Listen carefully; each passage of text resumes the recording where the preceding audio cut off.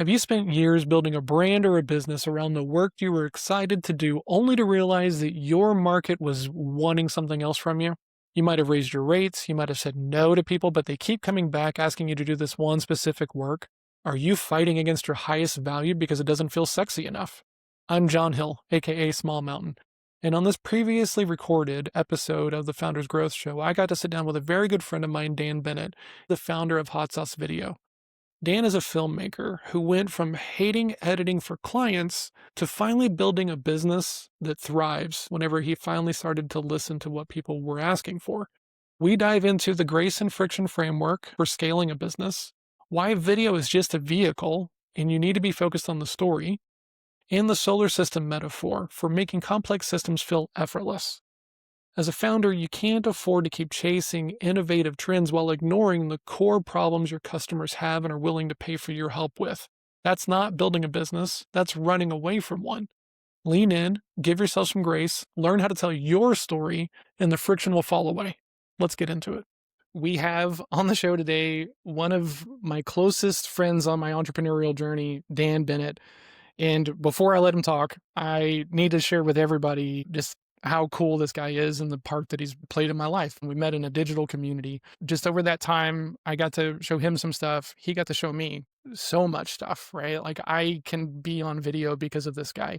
Also helped me design the book cover for my book, right? So his place in my life is substantial and I'm super excited to have him here. Dan, can you give a quick rundown on the various things that you were running and the way you work with clients? Yeah. Usually intros like that, I'm looking around for who this guy is because I want to know him too. Very, very gracious introduction.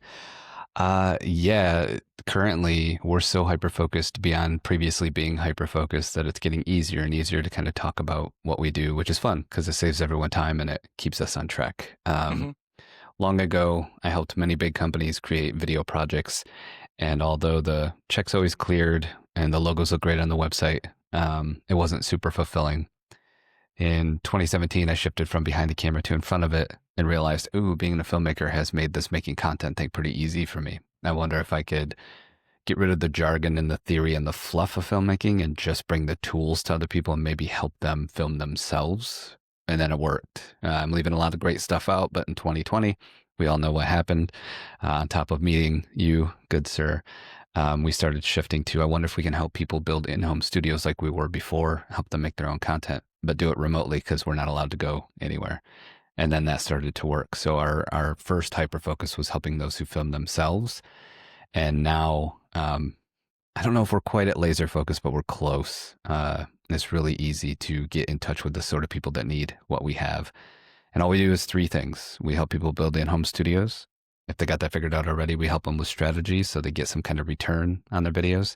And if they got those two things figured out already, we're available for editing their beautiful footage once they've shot it. So try and keep it real simple and linear nowadays and remove as much friction as possible because the older I get, the more sexy it becomes to save time and energy. So Absolutely. Okay, so when I asked you to come do this and you said yes, I've been in thinking mode since then, right? Because I do know you pretty well. And one of the things that I've always kind of found interesting about this more recent pivot for you is whenever we first started hanging out and talking, you didn't want to edit for anybody. You hated it. You were going so hard in the other direction, right? And yeah. not for nothing, you ended up in this space doing some editing, right? So can you talk a little bit about like leaning into the work that people just naturally see value in you doing versus fighting it out of some potentially weird attempt to chase something else? Yeah. I felt smart when this dawned on me, but it did not dawn on me because I'm smart. One day, one day through some mentorship, it kind of occurred to my mentor, Andrew, at the time, and myself that to get anything good done in life, it's hard. And most hard things hurt. So there's this very simple thing we all bump into 1,000 times in our life, which is like, ouch, I don't want to, I did it. Whoa, look at this thing. And you tend to forget about the pain once the results appear. And so when I started getting some of this feedback in 2022, late 22, around, hey man, you help people build studios and you help with strategy and you got these cohorts and stuff you're doing. Like, why don't you edit for anyone? And I would say out loud, I hate editing. It's been my bread and butter. I'm really good at it. It's taken me some awesome places in life and you know, on the map as well. But Hmm. like, I've never loved it. I tolerate my own videos because I'm my own boss and there's no overreach, but I've always kind of hated it. And then it kind of, again, dawned on me that, like, wow, if you want to get to the good thing, it hurts. And what really hurts, editing. So I guess I should like fully dive into trying to figure this editing thing out. And that was the beginning of the journey of building a complete agency around the thing I hate Yeah. in a journey to eventually one day not be clicking the mouse myself anymore. So So okay, because and I would like to kind of dive into this time that you're going through around this thing, right? Because like we met in 20 and you were anti, right? You were the yeah, yeah, antipreneur at that time. And I yeah. got some questions about that. We're going to get into that. But like, we start working together and I'm like, man, why not just do it for them? Why not just do it? Oh man, I don't want to do it. I don't want to do it. What was the crux of the change? Was it one conversation? Was it like, how did you decide that it was worth the struggle, worth the attempt to try? You know, there was kind of a moment, but of course, it's 1,000, you know, pails of sand hung on the bridge you built in middle school until the final scoop makes it break type thing. Hmm. Like, I know there's way more to it, but there was kind of a final moment. And it had been about 2 years. I had priced myself out or was attempting to price myself out of editing. And in my world, day rates go for about 800. So if you work an 8 hour day, you know, you might think $100 an hour if you had to break it down to like an employee type thought process on editing. The Hmm. better you are, the more sought after you are, the more you can charge per day rate. And I was to the point where I had 10 hour, $3,000 blocks. So it's like $300 an hour, which I was not a $300 an hour editor, but I was selling these blocks and people were using my skills over time to eat up that block. Hmm. And I was like, crap. And, you know, I'll say I wasn't selling 5 of these a week or anything, but they were Sure. still selling. And I'm like, I'm just going to say I don't edit anymore because this overpricing thing has not stopped people down to zero, you know? And pausing for just a moment, like, are you mad? Right? Yeah. Are you like, guys, I'm trying to gouge you. Like, why do you Yeah. keep buying? Like, is it frustration that is just not Yeah. working? Or is it just kind of like, maybe I should lean in? Yeah. No, it was complete frustration.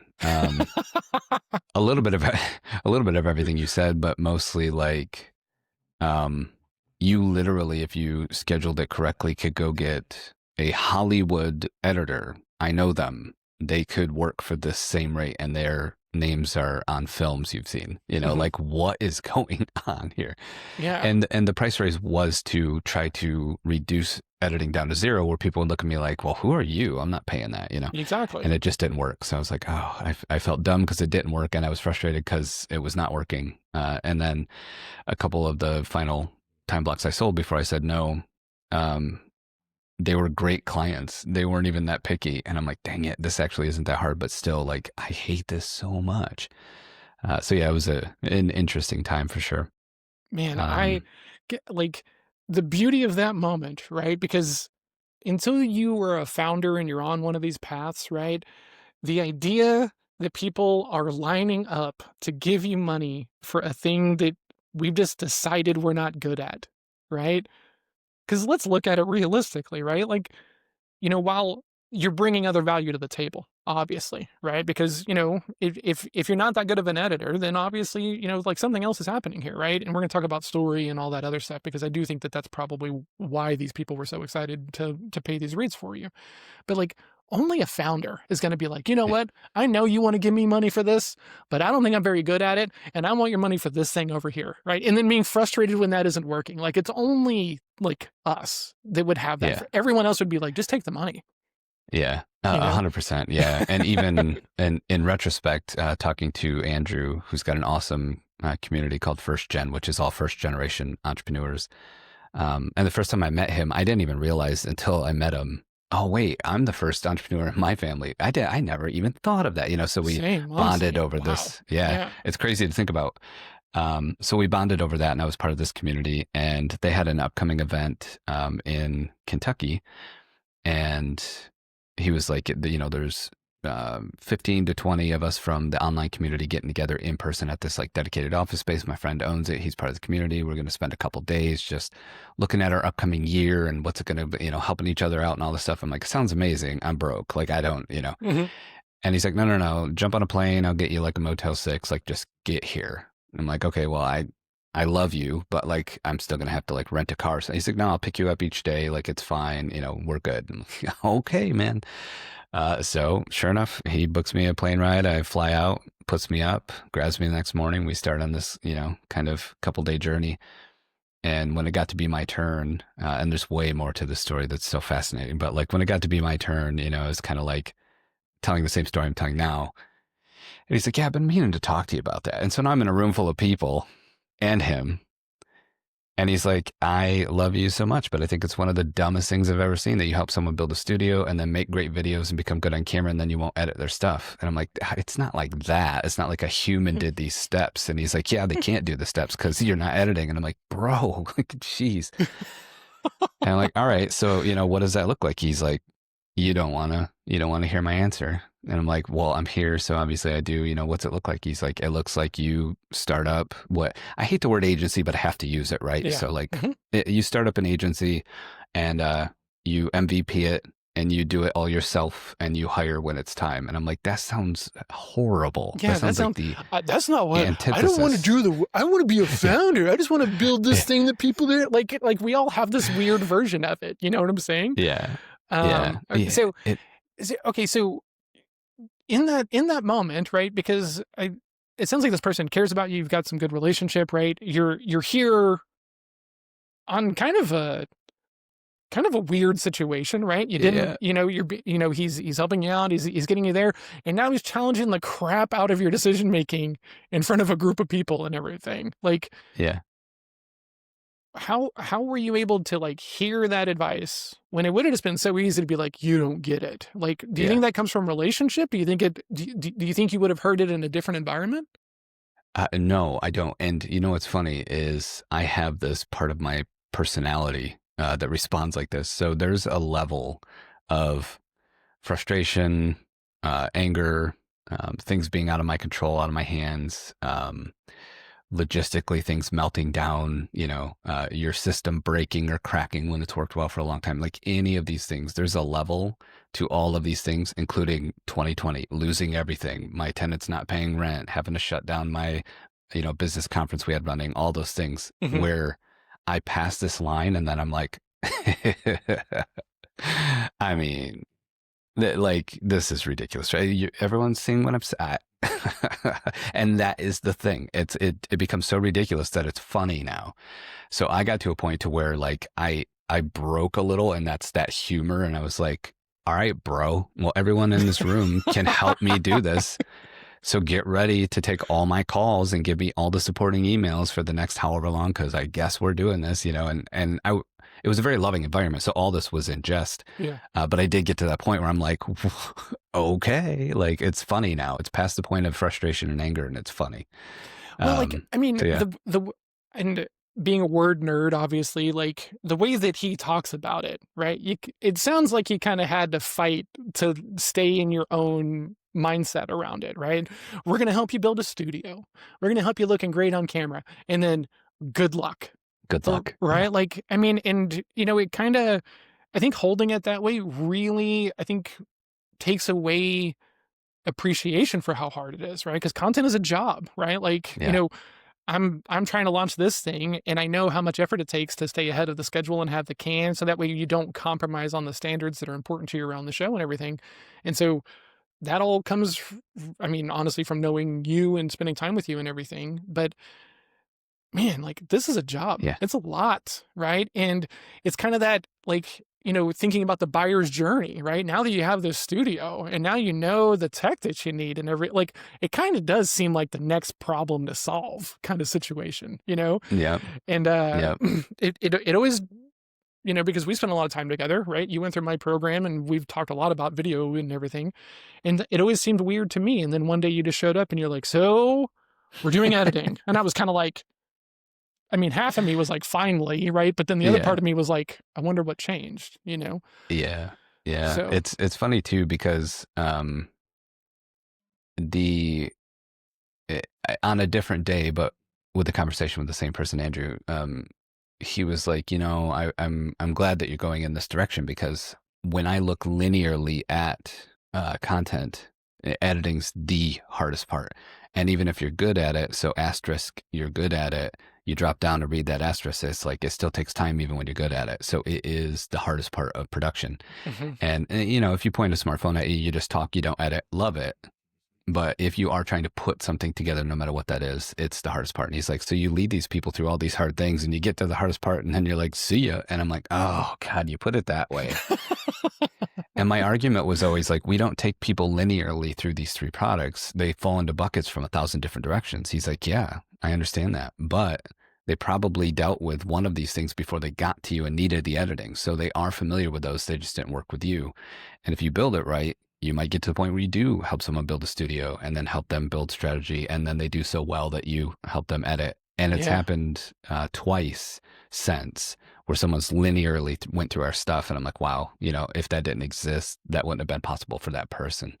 God, And that's I always thought cool. of like those guys that do the base jumping and you can pay them. Hmm. And they're like, all right, we're going to count to three. We're wiggling out to the Yep. edge. I got you, blah, Tandem. blah, blah. It'd be like if you taught them all the stuff and put a parachute on, we're like, see ya. Like, that would be terrible. That But would when be you got the guy terrible. with you, it's still terrifying, but at least, you're in good hands. So yeah, that was kind of the final, again, you want people to have great things, you have to do the hard things that lead to great things. And I'm like, Yeah. oh man, so I guess I'll go make my bed and eat my vegetables. Like, And, whatever. because like I've known you for a long time and I'm not, I wasn't the only person in that first place where we connected telling you to go edit and just lean into the work and everything else like that. Right. Which is it kind of brings up this very cool thing about having the right mentor, having the right coach, having the right people around you, the right community around you, because like sometimes you're getting the same advice, right? It's like if you're dating someone who's a really bad fit for you and all your friends can see it, but you can't yet. And I think community is that same thing. And that right mentor was able to say it in a way that you were able to hear it and work on it and process it and not just like try to slam it up against the wall so it can then just like fall off and everything. And Yeah, and all that counts too, right? I go back to that middle school bridge you got to build out of the popsicle sticks or whatever, and then you mhm, keep dumping sand in the bucket. Everyone's input counted, but yes, there was a moment where, okay, yeah, yeah, there's right, something's changed. Yeah, yeah, because I mean, I me being me, I wonder how many times he would have had to say it if he hadn't had the yeah, 150,000 other people in your circles telling you that you should be going down this path, right? yeah, yeah. I know I should do more crunches. Thanks a lot for telling me. See ya. Yeah, Gym starts Monday. Always starting yep. in the future. Okay, so I would like to talk. You've done a lot of very different things in your path, and I knew that, and then I learned about this one thing later on in our friendship that I think is very, very interesting. I think of music as being one of the weirdest entrepreneurial paths on the planet, right? Because it's so subjective and there's a lot of gatekeeping and there's a lot of hustle and everything. And you were in a band, right? Traveling band that made money off of merch and everything else like this. And so when you first told me about this thing, you kind of said it in this offhand manner of like, yeah, I was in a touring band that like actually made money, even though we weren't big. Yeah. So now as an entrepreneur who's been in music, right, and done that, how does that stint in music impact how you think about marketing and brand and how you promote yourself and your services? It ties in so directly, and it's so funny because at that time, uh, I on TV or in a book, I had heard the word entrepreneur, but I didn't know what that word meant. I didn't use it. It wasn't part of my vocabulary. Hmm. But that's exactly what was happening. Yeah. So we had no support. So I was doing, and I'll date myself. I was doing our MySpace designs, and putting our songs up and doing our website and I had found a printer for a business I was a partner in. There was a coffee shop and they did our t-shirts. So I'm like, hey, could you do my band's t-shirts too? And then I Hmm. was like, hey, your designs kind of suck. Could we make the designs and bring them in, And they're like, yeah. And then I did good designs. And John Hankard, who's still a friend to this day, was like, uh, you guys sell quite a few t-shirts. Do you know other bands who sell t-shirts? And I'm like, yeah, there's plenty of them. He's like, I'll give you 20% if you bring in an order or whatever. I'm like, here we go, So then I Wow. just started telling other bands, when like, oh, I like your shirt. I'm like, yeah, I actually designed it and I print it right by my house. And if you ever need any, And so I ended up with this like side hustle kind of t-shirt, hawking to bands. Interesting. So I would show up to shows with like boxes, take to merch, get paid, get to know the venue owner, so they'd let me in and leave. And I wasn't even there for the show. I was just dropping off merch. Wild. Um, Okay. and that was the first time in my life where I'm like, oh man, I was schooled to be an engineer, so like I hated it, but I was good at it, so I had a job. But Mhm. like I'm looking at this, I'm like, ooh, I'm helping other bands do what we did, which was like save money, tell their story, and get to know their fans a little more intimately through controlling their own website and their own this and their own that. Yeah. And if I do it, I'm only one person removed because I'm in a band and I know how it goes and my heart goes out to you and all that kind of stuff. So it was my foray into entrepreneurship, but I didn't even know what that word meant. I was just making some cash on the side. Interesting. And so not only does music and its endeavor as a band, as a institution trying to stay on the road and, pay the van insurance or whatever come into play, but so does the actual creative output in my career, both of those tie into that time. But that's all I ever cared about. I had heard so many bands that I knew well say, they'd wrap up their career, they got close, or they got one top 40 hit and it never popped off again type of Yeah. thing or whatever. They would retire and sell all their gear to like break even. Mm. And I'm like, I don't want that. So I did everything I could to stay even the whole time. Okay. And so we never took debt, even when we recorded albums. And again, in retrospect, I just didn't have money and I was going to hustle. Mhm. But with my current brain, I'm like, I was an entrepreneur. I was solving problems to make money. Like that's Yeah. exactly what was happening. So it really set me up well for my future without me even knowing it. Cause to me, it was just this really fun hobby that we got kind of lucky and went, 6 or 7 years in. Yeah, good times. Interesting. Okay. So that question leads me to this question, right? You talk about story a lot with people and been hugely helpful to me and, a lot of other people in the community that we met in. And, then there's also the realm of art, right? So there's business, there's art, and then there's content. And I think of content as kind of this bridge over this line between business and art, right? And I'm curious, how do you work with people to kind of talk about this idea of you still got to be yourself, it still has to make sense, it still has to have an ROI, but it should still be you and authentic, right? Like how do you talk about that with your clients so that way they're bringing authentic selves, they're not putting on the stuffed shirt, they're not trying too hard? How do you get that point across to people who are new to the idea that it's got to be you, but it also has to fit? Yeah. So I get asked a lot, like when I'm on podcasts and stuff like that, if there's one word when you think about when you're helping people with video or whatever, what is it, And I'm like, fear. You can boil so many of these things that either keep us from making video or actually compel us to make video down to some kind of fear. And a lot of times people hear fear and they think like, terrified. No, fear could just be like looking both ways at a stop sign so you don't get T-bone. Hmm.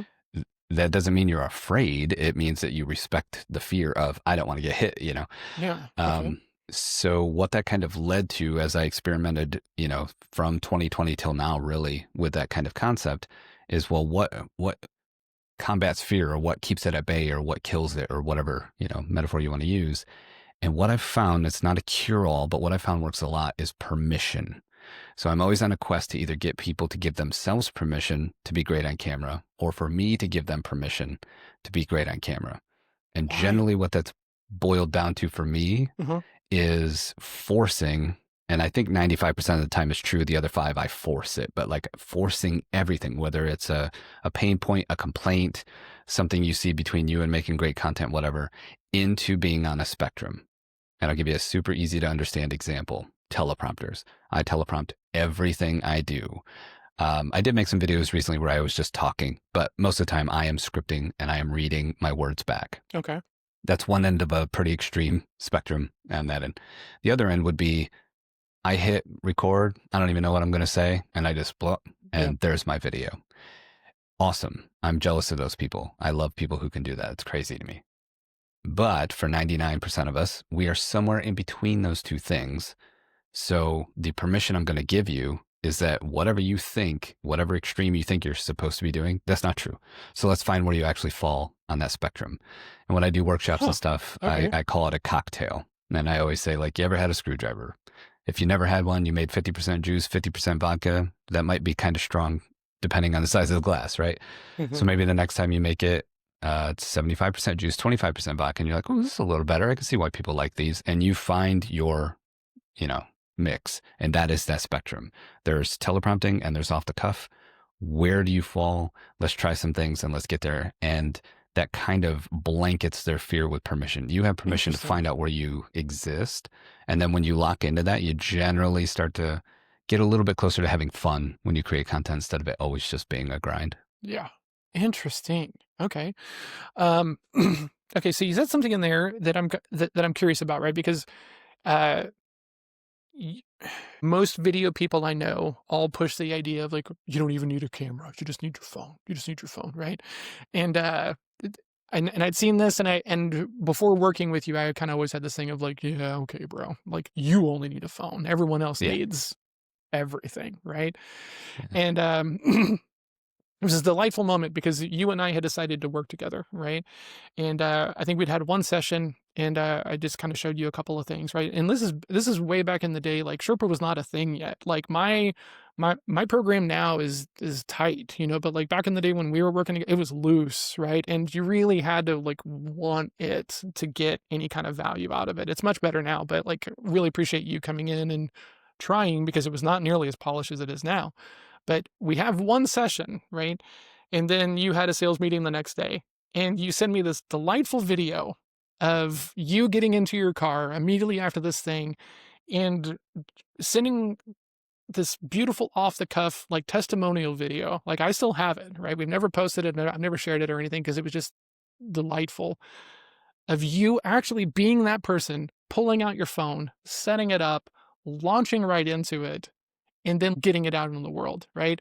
And it was like, you know, you talk about permission, and maybe that was the permissible element kind of thing for me, because up until that point, I just thought that this was a thing that people said, but no one actually did. And then here was this guy who was actually eating this dog food of like, don't overthink it, right? And man, it was so freaking cool because like that was, I think, the breaking of the moment for me because I was like, man, it is not all these other things, right? Because I was on the quest. I was like, oh, well, my camera's better, my mic is better, my lights. Like I was doing all these things, and the fear element is very very interesting because you know when you're questing for that stuff, it is a fear element, right? Because like you don't think that you're big enough to carry that space, or at least that's how I felt. Right? I have a really awesome camera. It's okay if I look like this, right? But that beautiful moment of like there, it doesn't have to be overproduced. It does need to be real. That was my first example of like actually seeing that everyone is overcomplicating it. Yeah. Fast forwarding to now, how hard is it to get people into motion with the bare bones setup?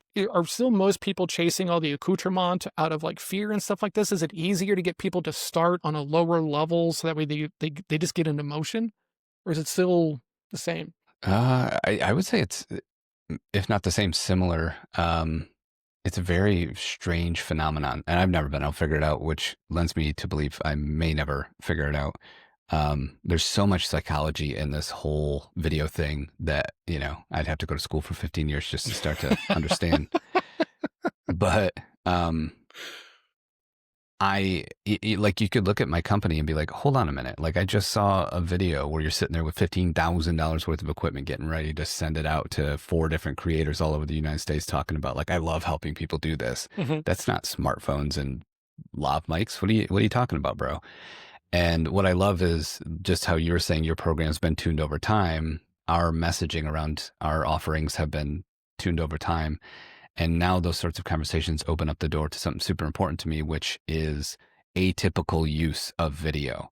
All the ways I use video where people are like, oh, I never would have thought to do that. Because Oh generally you yeah. think of ads, commercials, content that teaches someone something or entertainment or something.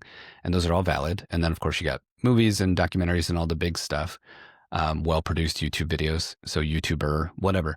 But there's so many ways, like you just mentioned, of sending someone a video, or there's so many ways to use video that aren't typical, Mhm. that generally that um, conversation around like, well, okay, Dan, you're on a DSLR right now. You help people build all these studios. They all look really nice when you're done. You're telling me I could use a phone. Like what? Yes. And here's the entry point to that. It could be you went to a networking event, you met someone, made a really great connection, and real quick you pointed your camera at your face and said, hey, June, just met you. Thanks so much for sharing about that, blah, blah, blah. Just wanted to make sure we keep in contact, have a good day. And then you upload it to LinkedIn and send that DM and you're done. And it's like this impactful thing. To this day, people still get surprised when I send them videos, so that's fun. And that is not something that you have to go and sit in a studio to do. You can Yes. just do it. So once people again give themselves permission, like, oh, you're saying I could create any kind of video, Mhm. not just I'm going to use a smartphone to make my Facebook ad.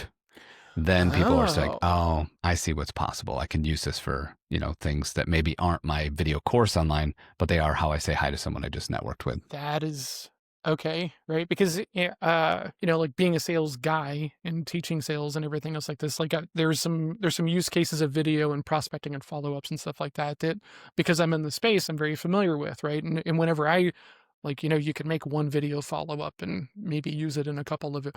Whoa, right? But it's that like wanting to find a use, like wanting to put it into play and seeing if it causes a lift, seeing if it causes ease, right? Yeah. I think that's fascinating, right? Because it was just so well done, and he, because the meat of this thing that I'm trying to work towards is that like all of like this does not matter nearly as much as the story, right? And you were when we met, Story Brand was like the big elephant in the room, right? The book was everywhere. Like you couldn't swing a dead cat without hitting 15 Story Brand consultants and marketers and everything. Oh, And so true. when we started hanging out, right? You were talking about story, but you were not on that Donald Miller train, right? And Yeah. but like I think when I think about story after spending so much time with you, I tend to think about it more in the way that you talk about it, right? Like having kind of like the spines, right? That then can change based upon kind of what's like necessary and everything. When you're thinking about the storytelling aspect of video, do people start there? We often, and I'm so upfront about this that every time it happens and someone has this realization, it tickles me so much. Like we tell everyone, we are going to trick you into being better storytellers. We always say the exact same line. You work with us, you're going to be tricked into being a better storyteller. And if we do your post-production, we're going to trick you into being better producers of your own work. Those are our two go-tos for those products. And Interesting. it's very true. It just came from the fact that this was how I always would get people to tell better stories. So going back in time, during my full production career, we're working with this Fortune 100 company. I had no idea they were that big. I knew they were big. I didn't know they were that big. Mhm. And then we get the gig through a production company, and all of a sudden it's like, oh yeah, you're interviewing half the C-suite, and it's like, okay, well this is a little different than what I thought. And then it turned into, oh yeah, you're also interviewing people on the floor, and so you're at the bottom and the top. It's like, okay, what's the story we're trying to tell? Mhm. And the whole story was to create a video going in front of Congress to essentially lobby them to continue to put money into research and development for metal casting. So all the big businesses in the U.S. that form metal into things. Mhm. And so I'm like, well, that makes sense. Top and bottom. How are we, making this work or whatever? And um, some incredible stories. We met third generation, not only C-suite people, but also floor people. Oh They love wow. working there so much. They're treated so well. Some of the people on the floor told us about how the C-suite people would come to their kids, like graduations and stuff. It was a very tight-knit family environment for being such a big company. I Hmm. think 5.5 billion a year is what they were doing at the time.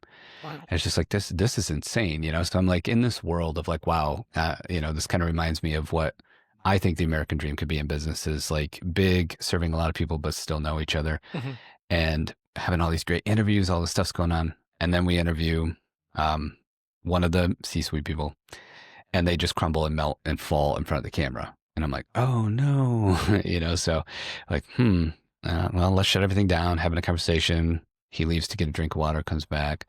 It's not happening. And he's like, I thought I was prepared for this. Like, I don't know, like kind of in my head here, can we shoot tomorrow? Well, that was our last day of filming. And for a small production company like me, I was like, oh, that means I got to get another hotel night for my Yeah. crew and all this stuff. Like, and that's not in the budget, but like, yeah, we'll make it work, So he goes and we're like, same time tomorrow. Okay.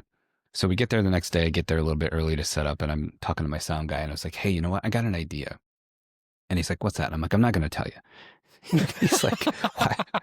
Why would you tell me? You have an idea? I'm like, just don't worry about it. Just be ready. Just be ready. Okay. So about 10 minutes goes by. We're all set up. We're kind of waiting. And I was like, hey, just start rolling everything. I want to check something. And he's like, okay. So he speeds camera, he speeds audio, and it's just rolling or whatever. And he's looking at me and he's the one with headphones on. Like, what are we checking? I'm just sitting here and you're sitting there.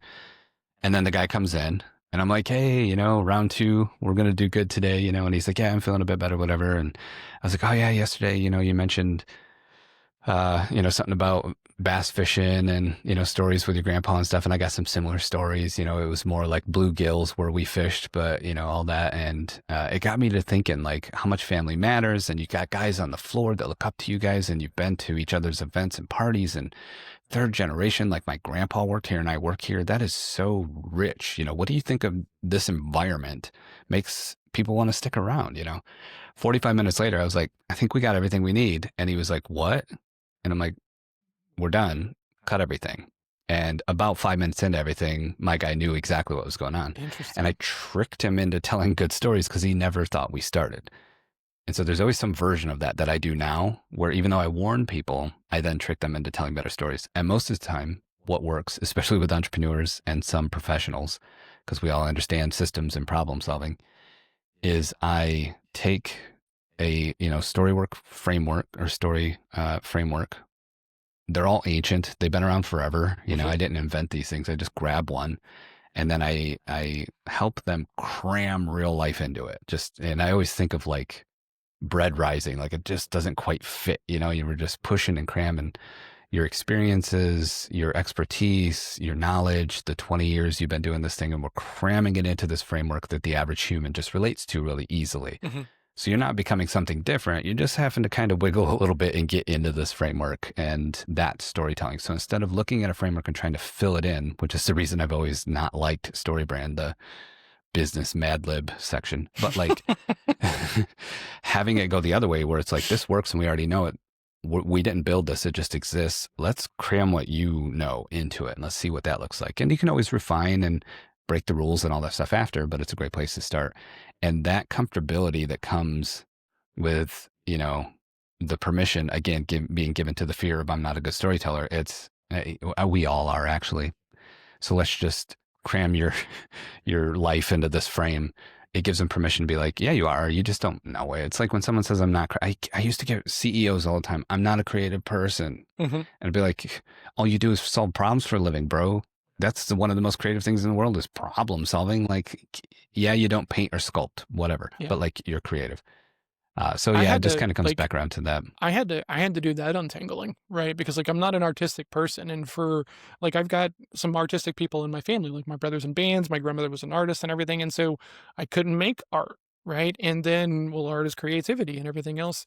And then when I hit this plane of being, this person of fixing problems and figuring things out and everything, I d- oh, I am a creative person. I'm still not artistic, right? But I am creative, and this is, kind of my lane of art now, if you will. It's probably about as close as I'm going to get to like painting and drawing and stuff like that.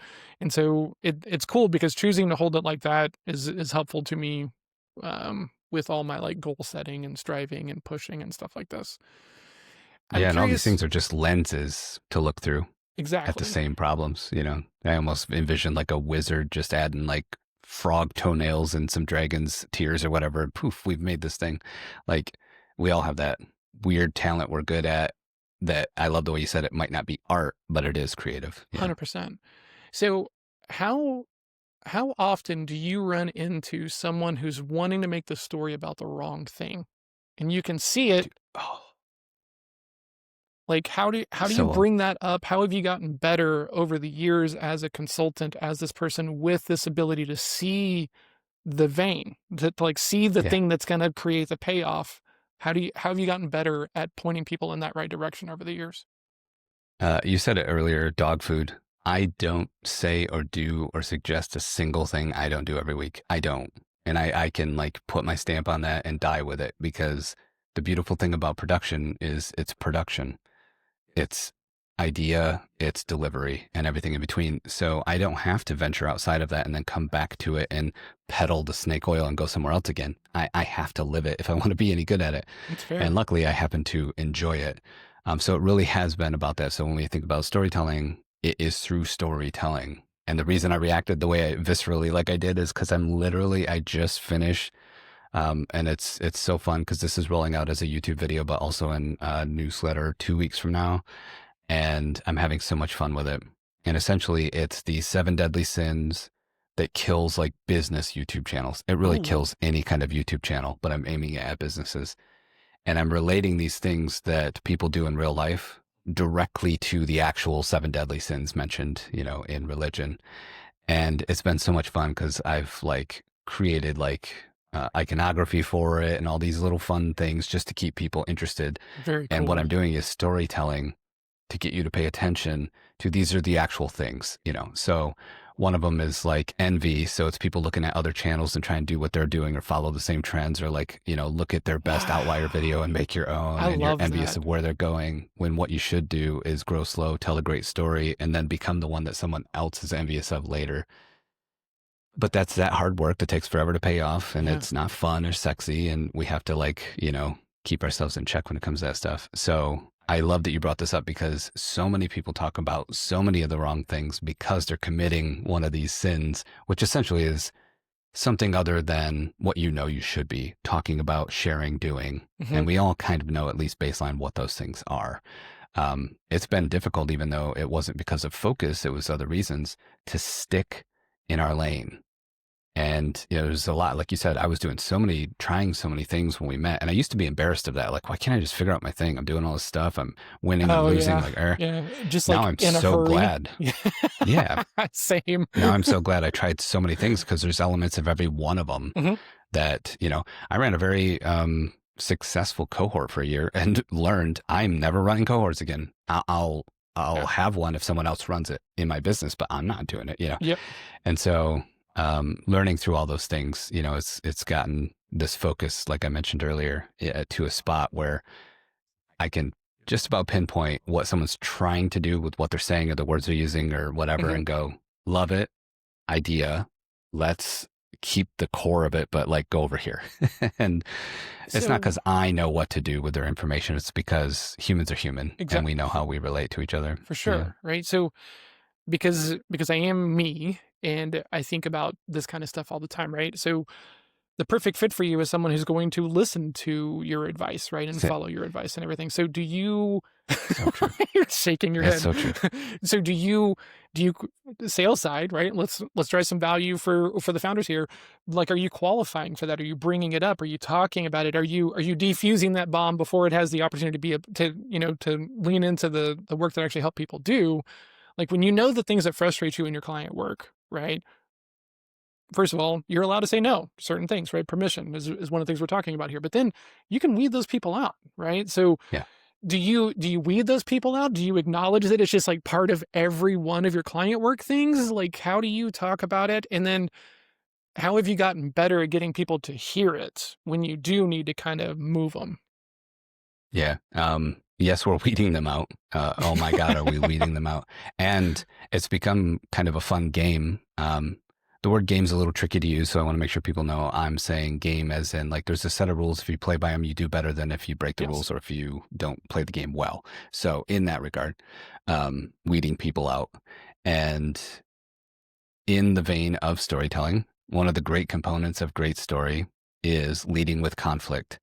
Bam, problem. Want to stick around and see how we figure this out? All right, watch 90 minutes of this movie. So I use very similar tactics in original or upfront conversations with people Hmm. to break patterns or to Break the lead with frame. Yeah. conflict. Yeah. And generally that's like, don't take this personal. It's only been 15 minutes, but like, I'm already feeling like this might be a bad fit. Can I tell you Yes. why? And this is nothing against you. It's just, my experience. And most of the time, people are open to hear. And a good chunk of the time, I'm right. And they're like, oh, you're right. Yeah, that could probably get frustrating for both of us. And it's like, yep. Hmm. And so just using storytelling during sales conversations actually ramps people up to respond like they would if they're in the theater going, don't go in that room, you idiot. You know better, You can give them the same kind of feeling when you're on a sales call and they're saying to themselves like, oh, maybe we shouldn't work together. And that's an okay thing. Yeah. Yeah. You did this thing one time when we were working together, and because I was talking about this ability, because I've sold with story for a long time, and you were talking about story and video and everything, and so when we were working together, there was always these like little interesting moments of awareness that I know how to use stories and these elements that you did not, but I was assuming you did Yeah. because you understood the power of story, right? Yeah. And so then I remember one time teaching you the thing like, well, when I talk with other people, Yeah. they tell me this thing, right?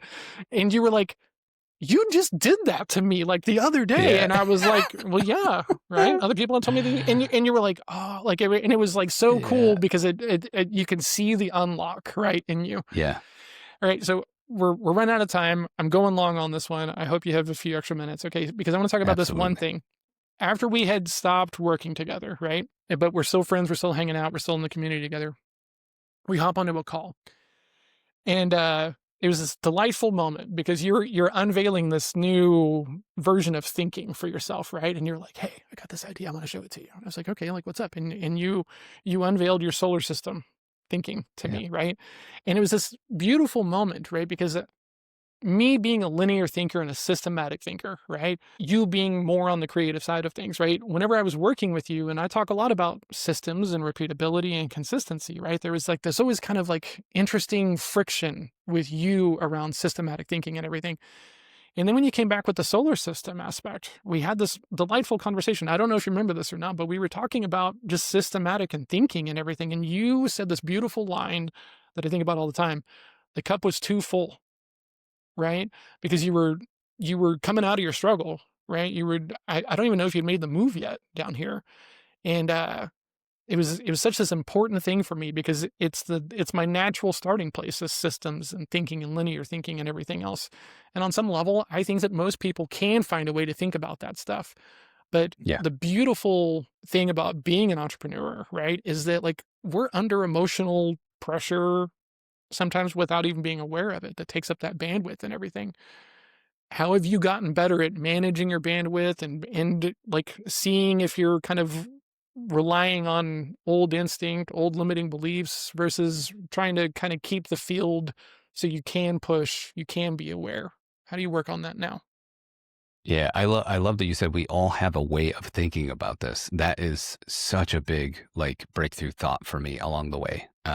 So I just love deep things. I'm not saying I'm deep. I don't teach deep things the best, but like I love deep things. And I'll take thoughts way farther than they need to go just for the fun of like what's underneath here Yeah, or whatever. same. So when, I was working with someone on marketing and he's like, I love all the stuff you're doing, but you don't have a thing. You need a thing. And I'm like, "Brr," so as we're talking, he's like, tell me what you say. Max is like, tell me what you say on calls and what you go over. And I'm saying all this stuff. And I got done. He's like, dude, that like solar system thing, that makes total sense. Why don't you say that all the time? I'm like, I do say it all the time. He's like, no, why don't you say it to the Yeah. public? Why don't you market I'm it? like, oh, yeah, I don't know. I'm like, well, yeah, it's just a metaphor I use on calls to get people to understand what the heck I'm trying to talk about. And he's like, cool, start with that. I'm not saying it is your thing, but like make it your thing. And so I'm thinking about, I'm like, and it's so funny because I can make fun of myself, but I also truly enjoy this so much that I'm not really making fun of myself like I shouldn't be this way. It's just funny to think about. I like grab this idea and I'm like, yeah, this is my thing, and I'm like thinking deeply about it. I'm like, you know, trying to think of every Neil deGrasse Tyson video I've ever seen, and like how he makes complex things so fun to think about. And I'm like, all right, this and that and the other, and like, and your audience is like meteors flying by, and if your gravity's strong enough, you can pull them in a little bit, and maybe next time they fly by, they actually come into your orbit, and like orbit, yeah, that's great. So things are, and what ended up happening is through that kind of fun discovery, I again, with this permission thing, I gave myself permission to think of the system because the universe is beautifully systematized and absolutely chaotic. Hmm. And it's both things at the same time. And it's like mind blowing. That's where my science understanding ends. It's like, how is it both things? That's so crazy. And so the understanding of a metaphor and that chaos is part of this gave me permission to look at a system and be like, this is important. And I think I could find a creative way to think about systems so I don't feel so pinned down by them, or I don't feel overwhelmed by anxiety because I'm not good at spreadsheets and, Hmm. bookkeeping and all these things that a lot of people are good at.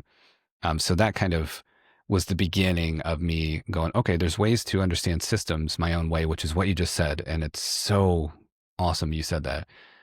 And that was the beginning of that journey for me. And I think everyone has a way of understanding something complex if the right story's told. And mine just happened to be this weird analogy I used about the solar system for 2 years with sales calls that I then put into an actual framework I could look at. Hmm. And all of a sudden I'm like, everything ties together. This is a perfect representation of like a really well done YouTube channel. Bump, put it over that. Cool. This is a great lens to look through for content in general. Bump. And then I started saying things like, although it's chaos, everything is in order. So Yeah. like if you're going to make a video, it should go do a thing. It should have a job to do. It should connect somewhere else. If it works well, you should know what the result is. And if it doesn't work well, you should look at the analytics, try and make the next one better. That's it. Yeah. And I was like, wow, that's actually a really complex system thought of in a very easy way. And now I can say things like flow of gravity and how do we pull someone into our big idea, and it all just came from what on paper is just hub and spoke with some boxes and Yeah. arrows, which when I look at that, I'm like, bleh.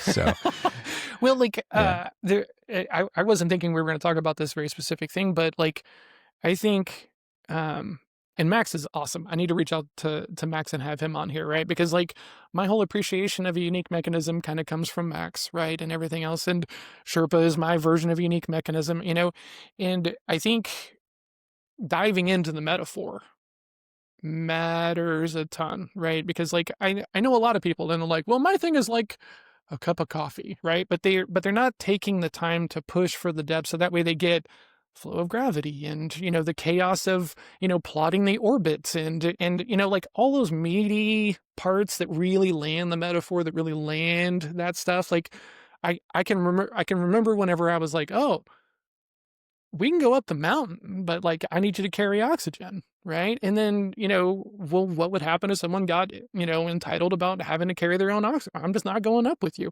And then when it like fit in that like mountain Sherpa meta, like it was, this is gonna work, right? yeah, But I think a yeah, lot of people are scared to like really take it that to that depth, right? Of finding all that. I call it the connective tissue, right? Because it's like, okay, well, we need an acronym for this, right? And you can do all that stuff, but I really think you got to steep at a pretty deep level for the metaphor to really be multifaceted yeah, enough that it doesn't feel like a forced fit. Do you think that's true? yeah. 100%. And you end up absorbing it. It becomes part of you. Oh, yeah. There's so many things that we see Are where people you buying you watch it hot a couple sauce now? times. You're right. I've I've got some. I've got some. I think there's a package on my front porch right now with something that you'll enjoy seeing. It's like it it literally becomes part of you. I don't know how else to say it. Yeah. And then you can live it. So people like you and I could look at something twice, absorb it, understand it, and probably teach it and charge a little bit of money. Yep. Like we have that ability. But to actually like fully absorb something takes time, even if you're super smart and all the things. And the solar system did that over the years. Mhm. And then what ended up happening is we did this rebrand. You mentioned hot sauce. And I'm like, I'm going to keep everything really simple. We're having fun with this thing. So now our products are hot sauce studio, hot sauce strategy, hot sauce editing. Pick your poison. And to take this like thing, I mean, even behind me still, I have my space stuff up. I love it, all that kind of stuff. But like to take this thing that's like beautiful and cosmic and color and all these ways, and now it's just hot sauce strategy. Like we're just going to put a little hot sauce on your strategy and I make sure it love doesn't it. suck. It allowed me to learn how to operate within this kind of metaphor, and now I don't need other people to go through the metaphor with me. I can just take them through. Yeah. And I still mention some of these things in the flow of gravity when I work directly with people, but I don't have to try and get the outside world to understand what the heck I'm talking about because they understand strategy Yeah, and I'm a video guy. Um, man. and I'm not saying you shouldn't stick with your metaphor and have all the fun, but I was able to absorb it so well that it went from the thing that helped me understand systems and it went back to hub and spoke. This is hub Well, and and spoke. This is hub and spoke. Yeah. to put all this, like, I think, into conjecture, right? Like you made this delightful statement a moment ago that both you and I can look at a thing, consume it, figure it out, and then probably go teach it pretty quickly. But like, I taught a lot of different things at this stage, right? Like martial arts and poker and kung fu and sales and, how to be a founder, how to get clarity and everything, right? So I have a system for how I approach these things, right? And I can't look at anything without like putting the mental divide that is in my space, right? So like consultative selling versus pushy selling, right? And I'm always driving for that line because that line is going to be in literally everything, right? And it's not a perfect metaphor, but it's like literally everything. You're either kind of zero sum, or you're Yeah. conscious about other people's preferences and ideas and desires and concerns. And I feel like you can find that version of it with everything. Like in coaching, you can find the nurturing coaches and you can find the tough love coaches, right? So if I'm going to teach about coaching, first thing we got to talk about is like your intention, right? Like what are you Yeah. really here for, you know? So I Yeah. just love that. But it was this kind of cool thing because you're showing me, you're unveiling this huge thing, and I remember being like, this is just how I think, and Yeah. being kind of like, am I an idiot? Yeah. I felt like the idiot, even though you're showing me this thing, and I'm like, well, this is how I think about the world, right? And you were like, really? And I was like, yeah. And you just said it almost like out of the side of your mouth. You're like, man, I guess my cup is just like that full that I couldn't even think about these things. And it was in that moment of hearing you say that, I'm like, oh yeah, remember, right? Personalities matter a lot more than we're even thinking about in that moment, right? It's Yeah. effortless for Yeah. me to think about systematic thinking and steps and stages and everything else like that. And it's hard for me to think just without any of that stuff. So I should also appreciate the inverse of that, right? Yeah, yeah, and I've said many many times to many people, I used to view it as a deficit that I only really know how to learn or teach through metaphor and analogy, and now it is a superpower for me and Oh, has been. And what's cool is, say the two personality types are ones that just get systems, they're built that way, it's part of their personality, be organized on things, and then there's another group that doesn't. I think the common denominator is kind of story. So if I'm not good at that and you're not good at that, I bet I could still make you understand something through some sort of metaphor, especially if it comes from your world and you understand it, or it's a universal metaphor everyone gets. And so I almost feel like I'm glad that I'm that way, even though I could get to answers faster often if I was just a systems person. hmm, Sometimes being the story guy, I got to wind around all these things like Candyland or whatever. yeah. But eventually, I know I can get there, and that feels good. And Yeah, that's I came through. I think I came to story through humor, right? As a deflection mechanism, right? And then I learned about this concept of using stories and case studies as like selling, because if you're sometimes the most important thing to do is to make sure that the perceptions are aligned, right? If the philosophies don't align, there's why would we talk about a proposal? It doesn't make any sense. And so sometimes if you can start with an aligning metaphor, an aligning story, right?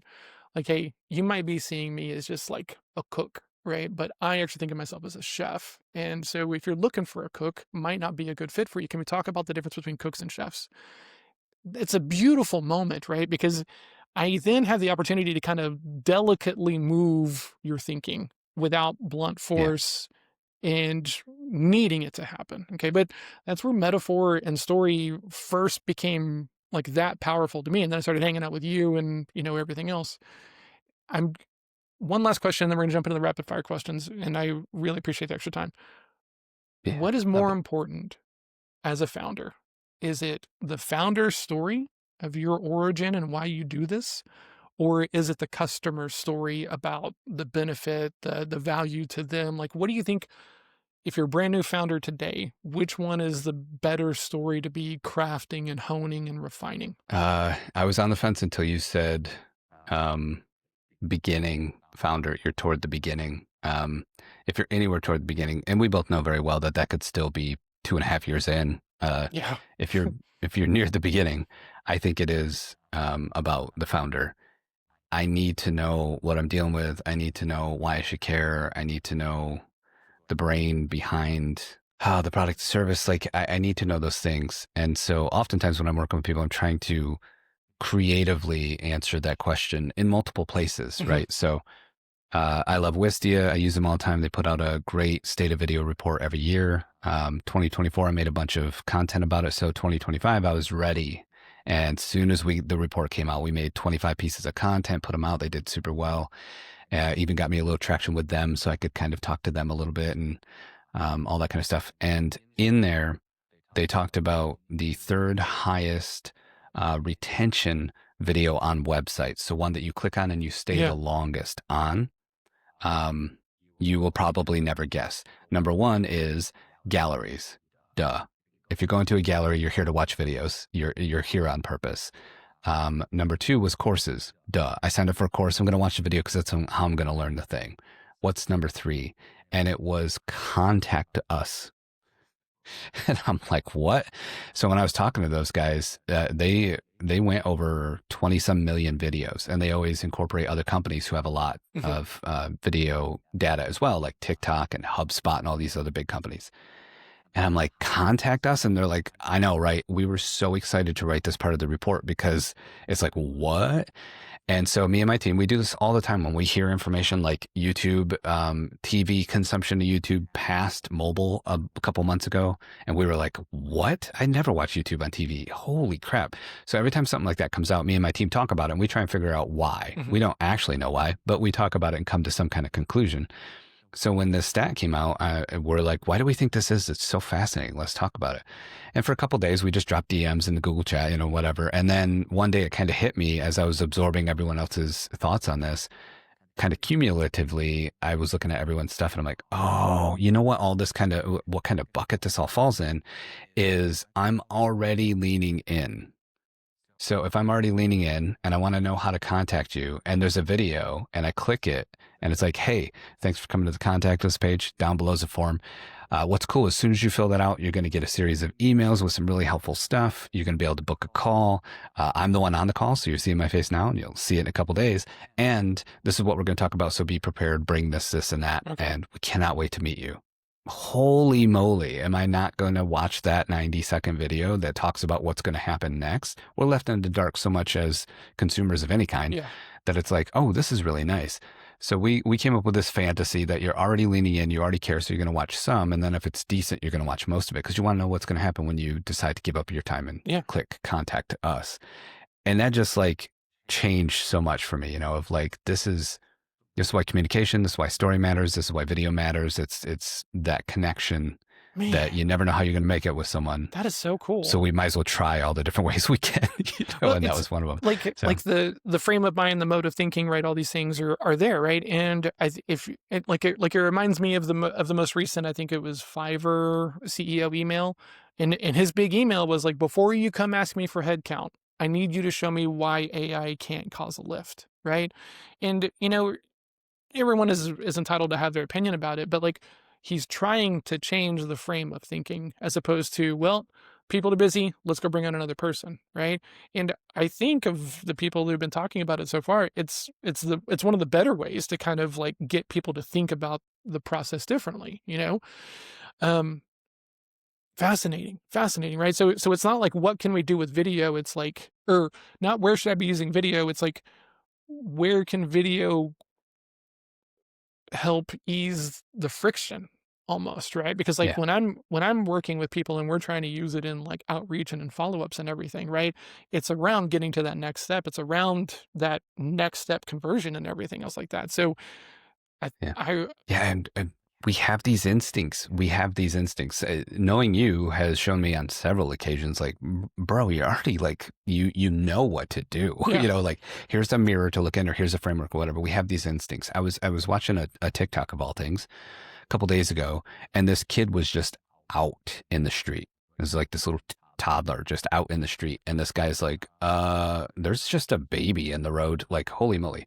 So he's filming and he runs up to it, and as he approaches, he gets down lower and he's like, "Hey, little guy, like, where's your mommy at? Like, let's get you safe and over here." And he's looking around like, "Man, I don't see any adults or whatever."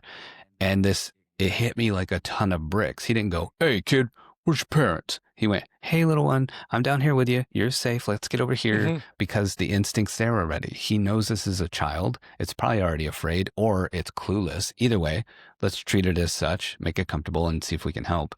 And we have those instincts for all these things, but we overthink it and then try and like go ask someone else how to figure it out when a lot of times you can just turn a camera on and talk, edit out the bad parts, and you might have something that might, move the needle. And in our history together, you've given me like so many like nuggets and helpful ideas, but like one of the things that we've not talked about today is, you gave me this advice that is super helpful for me, right? Because like I am a high quality person. I only want to ship high quality work, right? And that means that with things like video and that kind of stuff, I can overthink the whole problem, right? And we were recording the audiobook, right? And I was very nervous about it. I'd never really done anything like that. I didn't even know if we could do it. And you said the most helpful thing, just shoot for the edit. Like, don't even try to be perfect. Like, leave time on the front, on the end, because you're not going to be able to do it all in one day, right? And those two ideas took all this pressure off of me, right?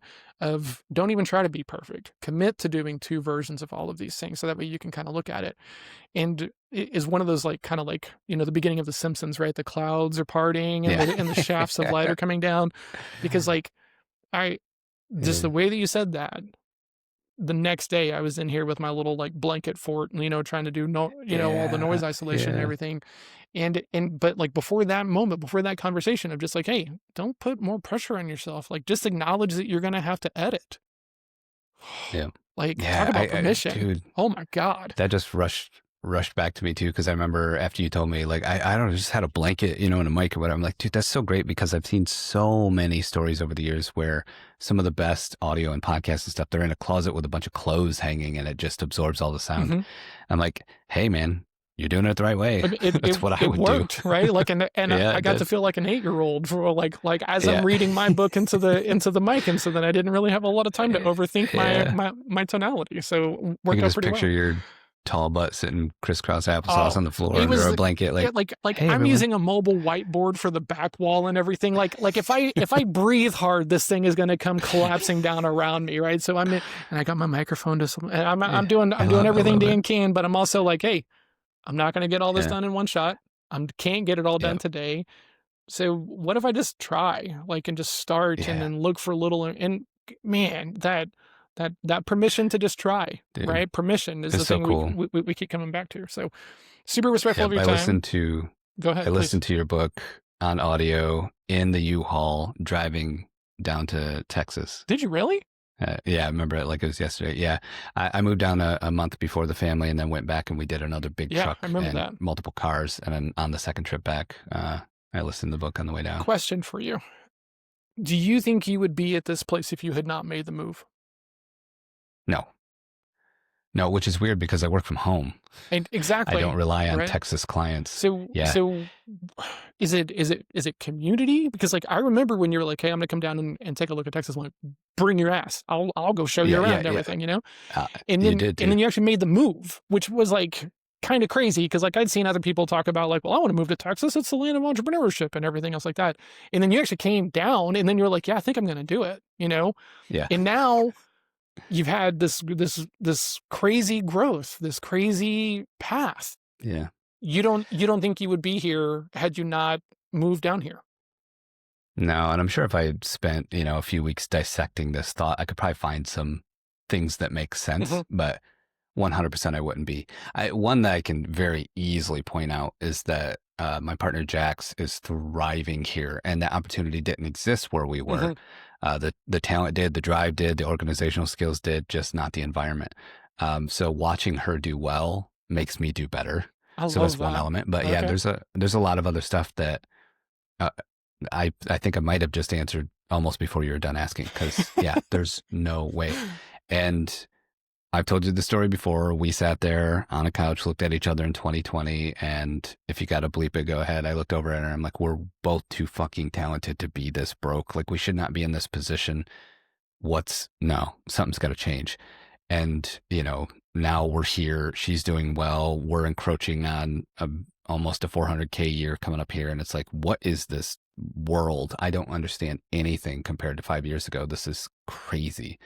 And I absolutely 100% know if I was still in Michigan, this would not be happening. Wild. Can't tell you all the reasons why, Yeah. but I know it. I can feel it. Yeah. And we keep finding things for me to extend on, and I think that this is an important one. That's the first sell, is that you're allowed to want more, and that you are more and everything. Like I tell this story kind of like tongue in cheek now because I was playing poker, like trying to do it professionally. I don't even think I'd quit yet to try to really do it professionally, but I was playing poker, playing online, and I'm just so mad because I'm so emotionally invested and I'm tilting and I'm losing and everything, and I broke a mouse because I just picked it up and was like, rah, right? I'm not a ragey guy. And so like my wife now, who's my girlfriend at the time, she looks over at me. She's like, "Alec, why is this so important to you?" Right? And I'm 26 years old. I have nothing going for me, right? And just all the piss and vinegar in the world, if you will. I just look at her and I'm like, I'm supposed to be great at something, right? I think this is it. And that was not it, right? And from like 26 to 31, like I felt I felt stupid for even thinking about that thing, right? For even having that thought. Who am I, right? And now I see it as like, if you're not having those kinds of conversations, right? Like, if you're not gonna Kanye a little bit like Kanye, if you're not gonna blow, Yeah. your own self up a little, like no one else is gonna do it for you, And so every person I know who has done something and gotten some traction, it starts with that conversation, and it's an enabling conversation. It's not one that you shut down out of like, well, not me, that's for other people and stuff like that. And so, man, I'm so glad you talked about that. And we're not bleeping shit because it needs to be talked about. But Yeah. okay, gonna respect your time. We're gonna move into the backside of this. Okay, so I ask everybody to kind of think about 3 areas to try to help some founders out, right? And so because of you being in story and being in video, if a founder is starting today, what do they need to be thinking about with video and story in your point of view? Video is just a vehicle to take story where it's going. So treat it as such. Video is not the story. It's just a vehicle. And then when it comes to story, tell me like you tell me if we were half a double whiskey in at the bar and I asked you, what do you do for a living? Why do you care about it so much? Who are your people? You're trying to grow it. Why? What's the next step? If everything goes right, where do you think you'll be? Tell me in video like you would if we were sipping on a whiskey and I just met you and I said, what's it all about, man? Which can sound a little heady and a little cliche, but man, that's what works. Yeah. That's what works. And you can take that once you harness it a little bit and you can write a script on purpose and you can talk about very specific topics and you can make your video 20 minutes long or 2 minutes long. But you got to kind of harness that part first. And as soon as you can get out of the space of thinking that the video is the story, and then put, good stories into the vehicle that's going to take it somewhere, Yeah. you start to realize like, oh, videos don't go viral. Stories do. Dude, that's well freaking said, because like through working with you and, being on this path, right? Like I try to not put that pressure on there, but like I forget that order of operations, right? Because I'm like, what's going to happen, right? Do I need to be on video? Like I am a storyteller. If I just put myself into this format and I remove the distractions and the frictions, it will enable me. But if my storytelling is garbage, not really going to get all. And like, man, talk about one of those things that like we all probably know but need to be reminded of. That's amazing, dude. Thank you. Next one. What is the biggest lesson you've had to learn the hard way, right? So maybe a cliche that you've heard 1,000 times, maybe advice that you've seen, you've gone through, but you couldn't think of it this way until you tried and failed to do it some other way. What comes to mind for you as a founder? I man, it was years ago now, but I remember being on a podcast and someone was like, imagine 1 million people are listening right now and you could say anything you want to them. What would you say? I didn't even think, it just came out of my mouth. And I'm so glad I did because I've said it like 1,000 times since. And that is, give yourself grace. And what ended up coming from that was like me on this quest, and I've always been on it to eat my own dog food. And fun fact, if you eat your own dog food all the time, you get really concerned about making your dog food taste good, right? So like, it's not a bad thing. I make really good dog food, so I don't mind eating it every week because it's flavorful and nourishing and it works, right? Um, I had to then start saying, or to myself, like I'm saying this all the time. Am I giving myself grace? Like, let's make sure that that's, and I would do things like just put that in a Notion document. I would put it in my script somewhere as I'm writing a script, like give yourself grace, not to say out loud, just to remind me, oh yeah, Oh, okay, nice. let's like chill. Um, and now I say it with, absolute integrity because I'm constantly giving myself grace. And in my world, for me personally, in my personality type, what that's come down to is running a litmus test at a moment's notice of, can I control this or not? Yeah. And it's so simple, but I suck at it. So I have to go, okay, this is overwhelming. Da, da, da. Okay. Can I control this or not? I can't. Okay, Dan, let it go. Let's go to the next thing I can control. Cool. All right. And that's how I get through some of those things. So yeah, give yourself grace and Interesting. then And give yourself some more. grace is a very interesting label, right? Because it's like one of those things. I remember talking to my coach about this, and I said a very similar line of like, man, I think I'm just getting better at giving myself some grace, right? And he goes, that doesn't sound like a John word, right? And like thinking about me in my younger days, and like, I wasn't giving myself much grace. I for damn sure wasn't giving anybody else any grace and everything, because it felt like weakness a little bit. But like if you're doing something that's brand new, you've never done it before, how good are you supposed to be at it? That's where I try to Yeah. go to now. Like I've been doing this for like 3 minutes. How good is it supposed to go? Kind of thing. Um, Last question, Dan, and then we'll let you get on with your day. And once again, really appreciate you coming in and doing this. What is the most alarming trend you're seeing in founders now, right? With your time networking, your time on LinkedIn, with your clients and everything, what do you see as a warning sign that founders should be thinking about taking heed of? Uh, in simple terms, trend chasing. Oh, That's okay. that's easy to understand in like YouTube land. And we spend a lot of time there. A lot of our clients are on YouTube. We're on YouTube. So like I think about that world a lot.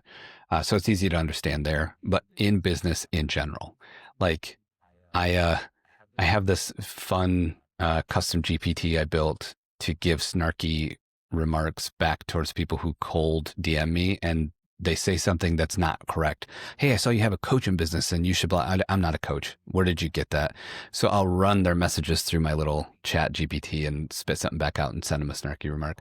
Always in fun. I'm not rude, but like, Mhm. saw you did your homework there. Not a coach. So have a good day, whatever.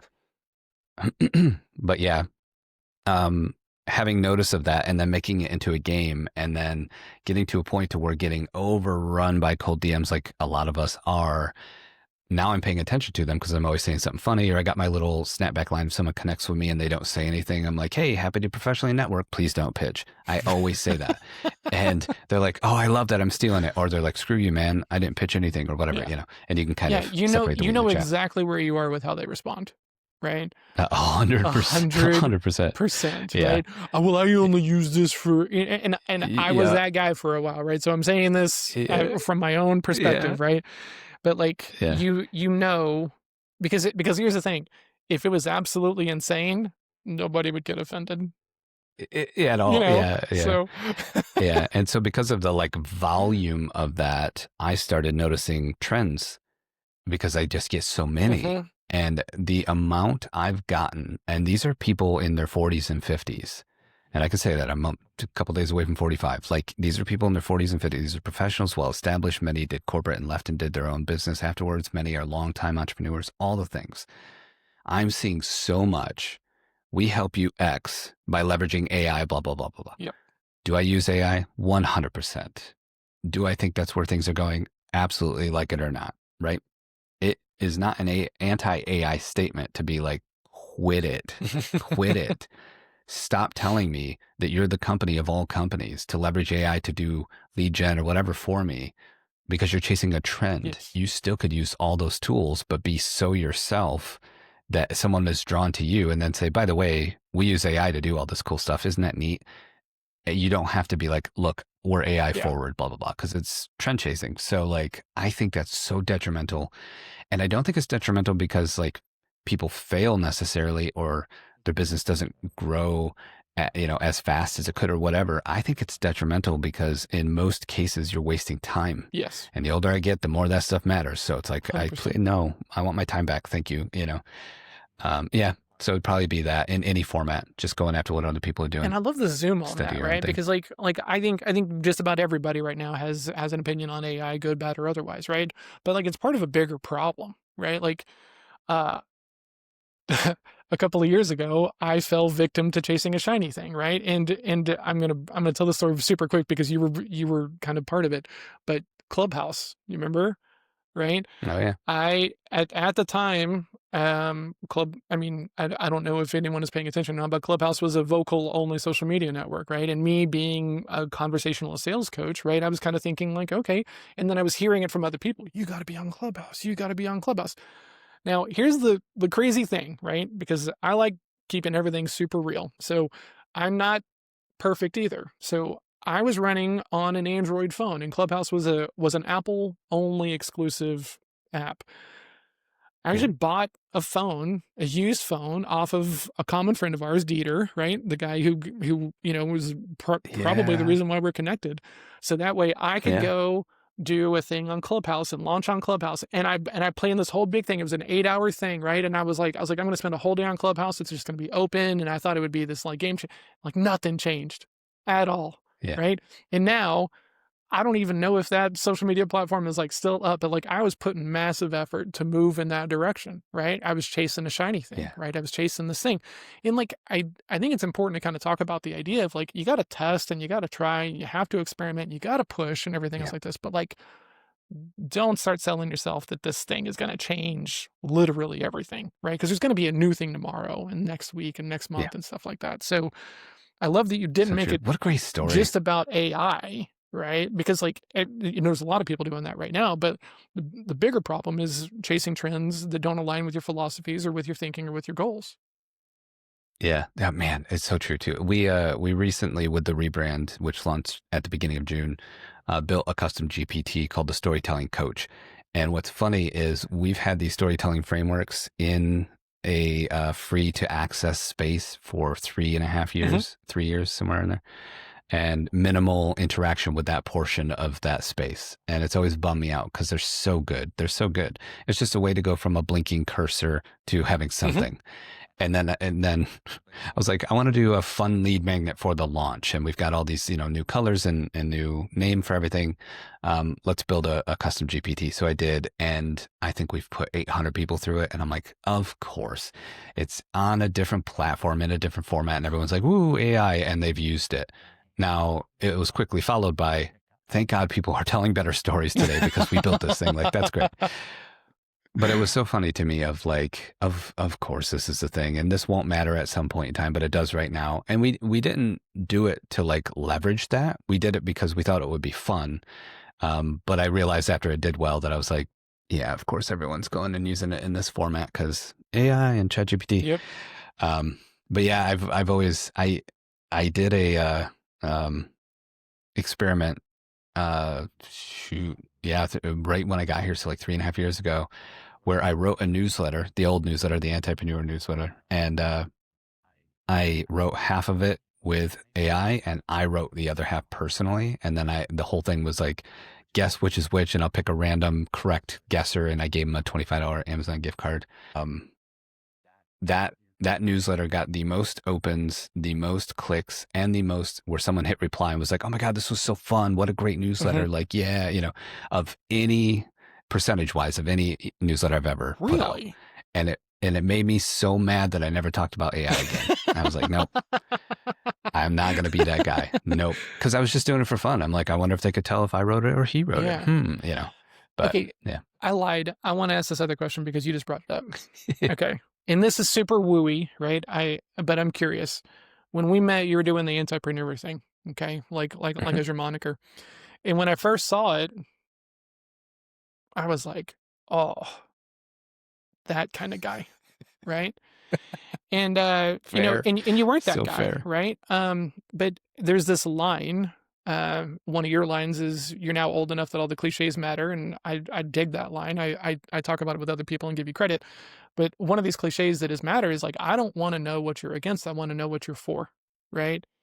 And Mm. I think thinking back on that time of like meeting you as the entrepreneur and it is feeling like not aligned with who this guy was on the calls, right? He wasn't a try hard. Yeah. Like it felt like you were the entrepreneur version of a tap out t-shirt almost, right? Like it just felt Yeah. like so not aligned, right? I'm curious when you think back upon your time as like the Uh, entrepreneur, right? Do you yeah. think that like trying to hold it on that negative was tainting you, putting a chip on your shoulder, like creating this perception that didn't need to be there? Do you think you're better now, not as the entrepreneur, with how you think about business and entrepreneurship? I mean, man, there's a lot of facets to that. I definitely did not have the foresight to use that moniker for any kind of like growth or gain. Hmm. I wish I had the foresight of like, this could be something. But essentially, it just came from as I started to learn more about online entrepreneurship. I started to see things I saw in all the other facets of my life and world, including the music industry and stuff like, oh, geez, yeah, the greasy guy that's got a venue and he overcharges and then doesn't give you your drink tickets, and that guy that scams everyone for $5 at a time. I hate that guy. Oh, I'm so anti this online entrepreneurship crap. It's like, don't call me an entrepreneur, call me the anti-preneur. And I have a video, the first time I ever said it out loud, and I just kept talking. And then later, as I was editing that video and I put a series of videos out over like a month or something, I was challenged by someone I know, Ryan Foland, and he's like, make a month's worth of videos and see what happens. It was one of those days of those 30 videos that I said it. And then I kind of came back to him like, I kind of like that, you know? And so I just, you know, held on to it a little bit. I would say it here and there in a video.